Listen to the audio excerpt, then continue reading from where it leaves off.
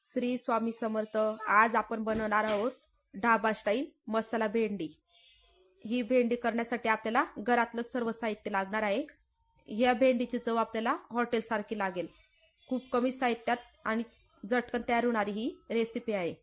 आपण त्यासाठी 250 ग्रॅम इथं भेंडी घेतल्या आहेत। एकदम कोवळ्या छान ताज्या भेंडी आहेत।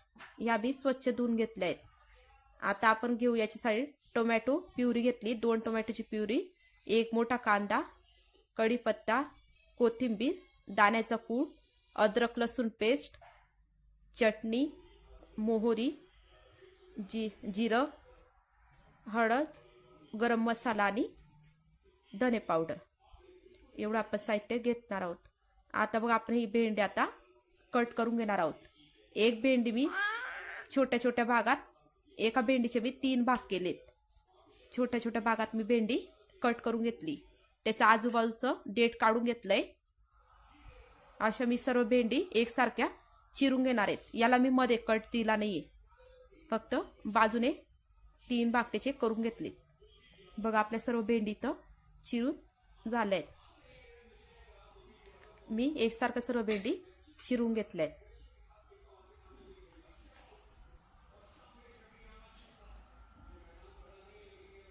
आता आपण इथं गॅसवर कढई ठेवली आहे। कढईत आपण तेल घालून घेऊ। आता तेलात आपण मोहरी घालू। मोहरी छान तडतडली, आता जिरं घालू। आता आपण कांदा घालून घेऊ। कांदा छान गुलाबी होईपर्यंत आपण छान याला फ्राय करून घेऊ। आता कांदा फ्राय झालाय आपला। आता आपण यात कढीपत्ता घालून घेऊ। कढीपत्त्याला छान फ्राय करून घेतलंय।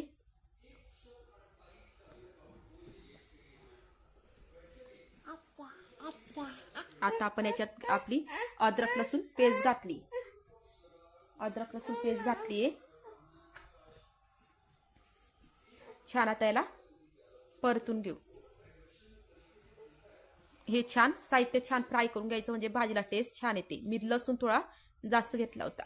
आता आपण याच्यात टोमॅटो प्युरी घालून घेतली। टोमॅटो प्युरीला आपण आता तेल सुटेपर्यंत छान परतून घेऊ। मसाला भेंडीत जास्त करून दहीचा वापर केला जातो, पण इथं मी दही न वापरता मसाला भेंडी केली। आता आपण याला छान झाकून घेतलंय। बघा छान आता तेल सुटायला लागलंय। परत आपण छान याला परतून घेऊ। छान असं परतून घेतलं तर आपण याच्यात चटणी, हळद,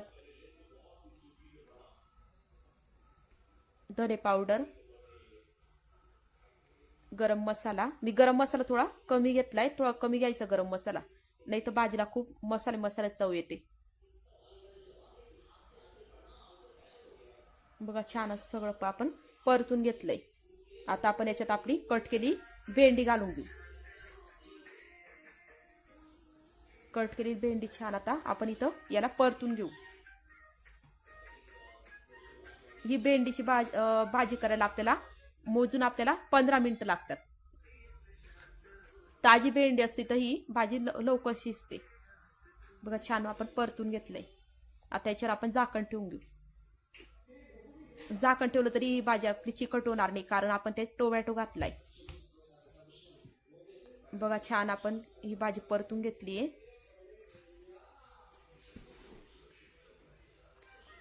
असं आपण 2-3 वेळा करायचं, म्हणजे भाजी खाली लागणार नाही। आता परत आपण याच्यावर झाकण ठेवून घेऊ। आपण या भाजीत अजून मीठ टाकलं नाही, कारण भेंडी शिजायला मग उशीर लागेल। परत आता छान झाकण काढून घेतलं, आता परत छान परतून घेऊ। बघा परतल्यामुळे आपली भाजी खाली लागत नाही। आता आपण यात मीठ टाकून घेऊ। मिठामुळे आता थोडा ओलसरपणा येईल आणि भाजी लवकर शिजेल। आधी मीठ घालायचं, थोडं अर्ध शिजल्यावर मीठ घालायचं भाजीत। बघा परत परतून घेऊ आपण। परत त्याला झाकण ठेवू याच्यावर। आता परत 2 मिनिटांनंतर परत मी झाकण काढलं। आता भाजी मी चेक करून घेते शिजली की नाही। भाजी आपली छान शिजलेली। आता आपण यात भाजी शिजायला आपण आता दाण्याचा कूट घालून घेऊ. आधी दाण्याचा कूट घातला असता तर तो खाली लागला असता म्हणून मी नंतर दाण्याचा कूटचा वापर केलाय. बघ किती छान आपली भाजी तयार झाली. आता आपण यात कोथिंबीर घालून घेऊ यावर. खूप छान टेस्ट लागते भाजी, एकदा नक्की ट्राय करा. परत मी याला परतून घेतलंय. बघा आपली भाजी तयार आहे. चला तर तुम्हाला ही रेसिपी आवडली असेल ढाबा स्टाईल मसाला भेंडीची तर व्हिडिओला लाईक करा, कमेंट्स नक्की करा आणि शेअर करा. चॅनलला सबस्क्राईब करा, घंटीचा आयकॉन नक्की दाबा. श्री स्वामी समर्थ.